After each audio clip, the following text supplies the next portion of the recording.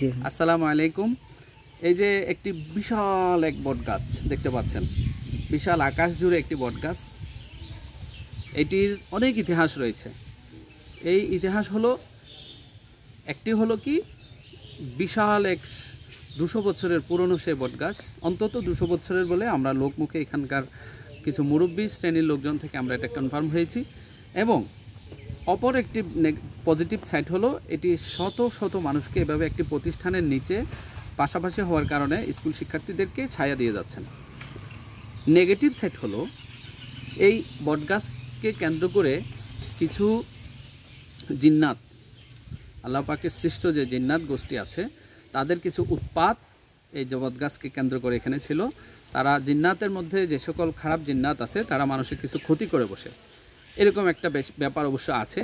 তারা কিছু ক্ষতি মানুষকে করেছে, হ্যাঁ, এরকম কিছু ইতিহাস এখানে আছে। 6-7 জন স্টুডেন্টদের, শিক্ষার্থীদের, মানুষকে ক্ষতি করেছে এই বটগাছের আশেপাশে থাকা জিন্নাতগুলো, এরকম একটা লোকমুখের একটা ব্যাপার আছে। দেখতে পাচ্ছেন এই সেই বিশাল প্রায় 50 থেকে 100 ফুট দূর পর্যন্ত এটার ডাল ছড়িয়ে আছে। তো লোকজনকে ছায়া দিচ্ছে, এটা অবশ্যই ঠিক।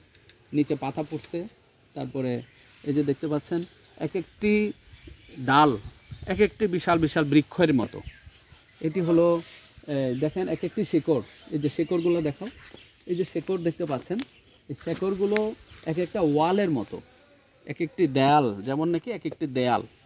তো এই পুরো বিষয়টি আপনাদেরকে দেখার জন্য ধন্যবাদ জানাচ্ছি, কৃতজ্ঞতা জানাই। আসুন এই সমস্ত পুরনো গাছ, পুরনো বৃক্ষগুলো যেই হোক, আমরা একটু তাদেরকে কি করব, গাছ আমাদেরকে অক্সিজেন দেয়, আমাদের দূষিত যে অক্সিজেনটা তা বৃক্ষ গ্রহণ করে, আমরা তাদের দেয়া এই অক্সিজেনটুকু আমরা নিয়ে বেঁচে থাকি। আসুন আমরা বৃক্ষকে সম্মান করব, শ্রদ্ধা করব, তাদের যত্ন নেব, তাদের প্রতি মনোযোগী হব, তাদের যত্ন নেব ইনশাল্লাহ।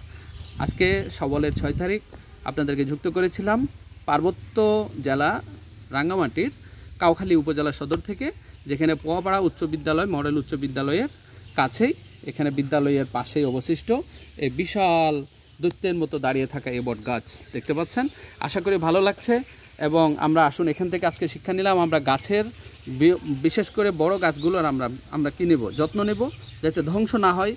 গাছ বৃক্ষ কাটবো না, যথাসাধ্য আমরা সেটা চেষ্টা করব। এরপরে ছোট ছোট গাছ, আমরা বেশি চারা গাছ রোপণ করব, গাছের যত্ন নেব।